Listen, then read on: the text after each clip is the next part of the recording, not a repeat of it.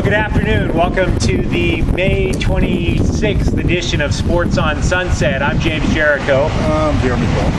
And we took a little long last week, but that was because we were both very passionate about our love and or hate of professional women's basketball. But while we were talking about it last week, I brought up something that kind of stuck in my brain like a dart. And Lord knows I've taken many darts to the head as a comedian. The legacy of David Stern, the NBA commissioner. As you know, the NBA has had a shortened season primarily due to a labor stoppage, and he has made no bones about it. This is his last labor negotiation. In other words, the guy's about to retire. He's 70 years old. Now, yeah. Now, the deal is going to expire in the year 2017, but the scuttlebutt is that David Stern will be gone in 2 years. So what then will be the future of the NBA? To give you some background, he's been part of unprecedented growth for the NBA. He is also, in the last owners meeting, he circulated the name of the guy he wants to replace him, Deputy Commissioner Adam Silver. Yeah. So, I believe this is a bad idea, rubber stamping what Stern wants. But with that said, we're both huge professional basketball fans. In your opinion, what are the issues that the NBA will be facing as soon as 2 years from now with the departure of David Stern? The major issue, I think, will be disciplinary issues. How so? Well, as is, they're already taking all the fun out of basketball. Like the technical fouls, the slowing of the game. It's already an issue. Like, people are being suspended a gross amount of games for things that they didn't even bother calling fouls for 20 years ago. Would that also include the flagrant foul, for example, on, I'm not calling him by that name, Ron Artest? Yes, Ron Artest. You think Ron Artest was overpunished? More so, yes. Okay. He's had he's had a lot of, they say, the behavior led up to this. Well, if you look at it objectively, like I did, because I'm not a fan of neither team, and I'm not a fan of violence per se. Besides what I talked about last week. What I'm saying here is this: James Harden ran into him. He ran into Artest, and that's why Artest elbowed. Like, everybody has thrown that elbow. Like, you run into me, I'm gonna elbow you. It didn't matter that he was, 2 inches or 3 inches shorter. That's why he caught it in the face instead of the ribs. It happens. We've all thrown that elbow on the basketball court. Like, stop running into me. Get an elbow. That's what happens. He got suspended 7 games for basically for a fight that happened 4.5 years ago, right? Yeah. More than that. Way more than that. But that's what he's getting suspended for. He's getting suspended for things that happened a long time ago. He hasn't had a real incident in, 3 years? I don't know. I mean, but yeah. That's the issue you have to deal with. You're going to have to deal with over discipline of your athletes. You're going to have to deal with exorbitant contracts being renegotiated. The amnesty clause, that's going to be renegotiated, because a lot of people are going to get angry over that. Last week we had talked about the WNBA at length, and and you're saying, look, regardless of who is technically running the WNBA, whether or not it has its own commissioner, it is more or less an arm of the NBA. And there are NBA owners who own WNBA teams. I think 3. Right. With that said, David Stern has been, for lack of there's a better word, but a champion of the WNBA. Will Adam Silver have the power to continue to have these NBA/WNBA owners to keep control of their teams? Because for all we know, those 3 teams, the NBA owners can go, okay, fine, now I get to call my own shots. Stern doesn't have any sort of anything over me, and you're just the new guy, so I can push you around a little bit. I'm going to sell this team. I'm going to sell this team to Frank McCourt, who, is, you see what I'm saying, though? Because you cannot, we differ on whether or not the league is fun. With that said, it doesn't matter whether or not the league is fun. If 3 teams fold, any league would be in trouble. They've already lost a lot of teams. Yeah. That's a major issue. If Adam Silver, they need to make Adam Silver, what's he, he's like 40 years old? I don't know his age, but he's been working for the NBA for about 20 years. So they need to get him in on some major things right now, because he has no pull whatsoever. Yeah. And if they can't get him, his name, some gravitas behind it, there's not going to be anything he can do about anything. That's an interesting word that you chose, because here's the reason that I believe that Adam Silver is going to be a potentially disastrous choice for the NBA. The hand-picked successor. Those always work. Yeah, I mean, now in the case of the NFL, they do. But the reason that Roger Goodell, the reason that Roger Goodell has been able to more or less, I believe, continue the success of the NFL after he was more or less anointed by Paul Tagliabue, there's a huge difference. Paul Tagliabue was not a man with an incredibly large ego, and David Stern, by all means, oh yeah, just a ginormous ego. And the thing is that the guy has always tried to take a little bit too much of the credit, considering the fact that one of the primary reasons that the NBA exploded was Magic, Bird, Jordan, Barkley. I mean, it just exploded because of those things. He did a great job of marketing Michael Jordan, though. That would be true. A guy that couldn't dribble left at all. He did a great job. Who traveled every time he went left. He did a great job of making that guy the face of the league. You know, you're able to jump high. You can dunk. Yeah. Face of the league, baby. Thank you, Phil Knight. Yeah. But I mean, the sports history has been littered with the hand-picked, anointed successor, which has not done as well as the guy who did the anointing. The reason for that is this: when you have an ego that is that big, you don't want the entire league to go to hell. Right. But you're not sitting there saying, hey, you know what? This guy, pick him. He's better than me. Never happens. Ever. John Robinson was coaching USC and hand-picked Ted Tollner. The Trojans missed an entire decade before being a national title contender again, and it was over 20 years before they got their next national title. Tommy Lasorda's hand-picked successor was Billy Russell.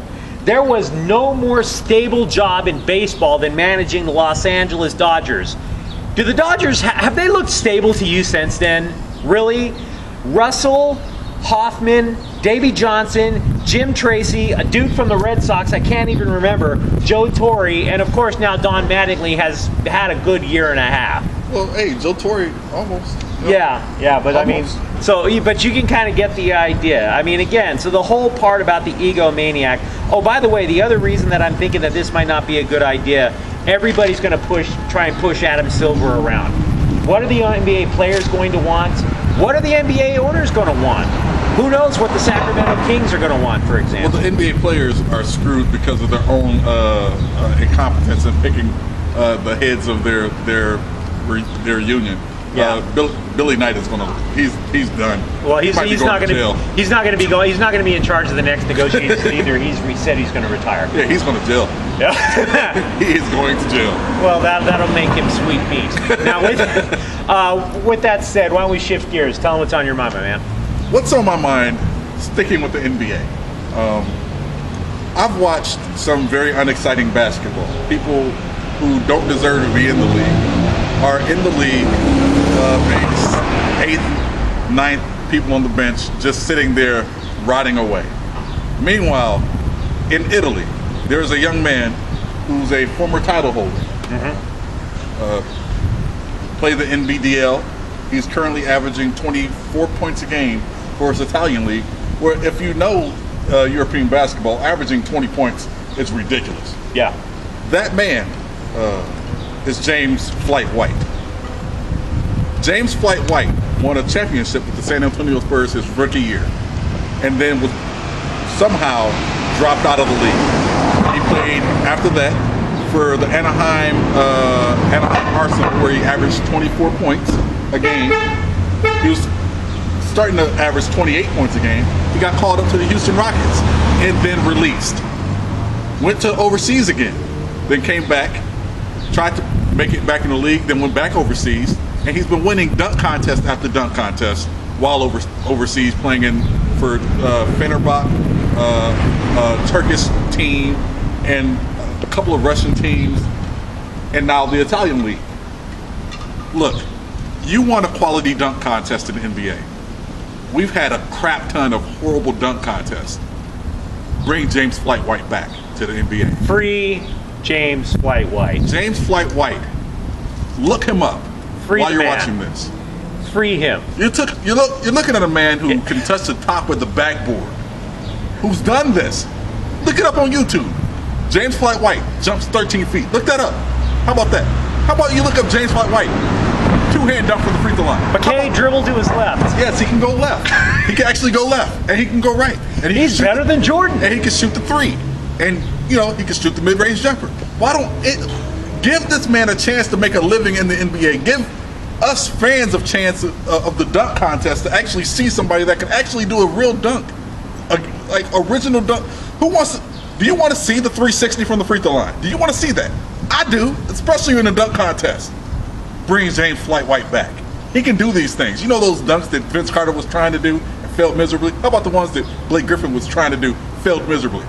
James Flight White can do these dunks. As long as James Flight White promises not to put on a cape and spend 5 minutes setting up a dunk.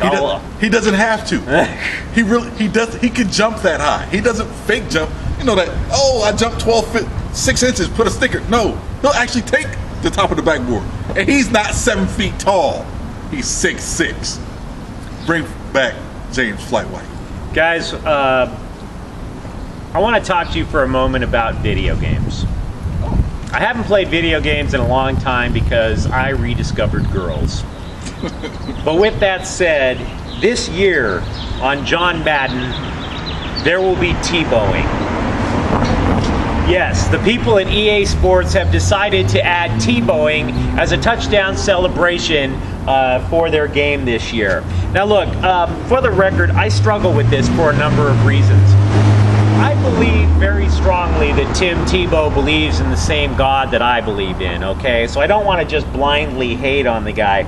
But with that said, I also believe in God-given talent, of which he has very little. And I also have a big problem with the fact that because of all the attention he got, he is somehow considered in pop culture to be the best Christian representative in the NFL. Really? Troy Polamalu. Really? Because here's the thing. You may think he's the best Christian in the NFL, but I don't think he's a virgin.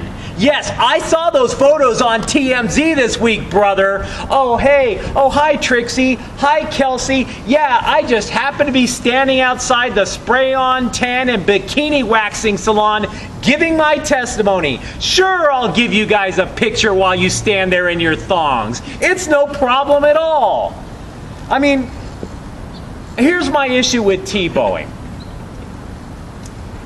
Would we feel the same way if on some act of divine intervention a Jewish quarterback happened to take the NFL by storm? Would that wind up be his celebration be winding up on EA Sports?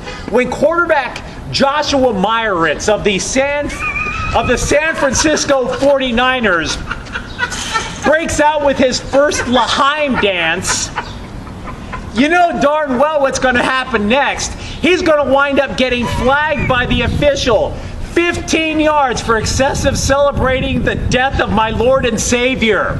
That's what's going to happen to the Jewish quarterback. Is he going to sing Hava Nagila instead of doing Tebow? Yeah, exactly. He'll like have the entire offensive line around and they'll be like going in circles. So here's the deal. Madden football is the most popular video game. And by the way, here's another thing. Is Tebowing going to be the way that video game junkies do, like their penance for bad moves on video games? Oh, I ran over 3 prostitutes and a couple of cops on Grand Theft Auto. Father, how many Tebows do I have to do? But here's the thing, guys. It's the most popular video game in the country. So when Madden comes out, this is what I'd like you to do as a favor for me. Play as the New York Jets, okay? And when you get into a goal line situation called timeout, and make your substitutions. Put Kevin O'Connell in at quarterback, put Tim Tebow in at fullback, and put Mark Sanchez in at tailback, and then run a power gut play right. Just have Mark Sanchez just stomp on Tebow on the way into the end zone, score the touchdown, and then Tebow right in Tebow's face. That is what I would like for you guys to do. It's a tiny favor. Or you could just bench Tim Tebow. He's already benched. Yeah, but you know. Yeah. And by the way, just for the record, I'm not trying to say I'm holier than thou. I mean, for Pete's sake, I admit my failings. I went to AdultCon with him because we're friends. And I'm a perfect. Guys.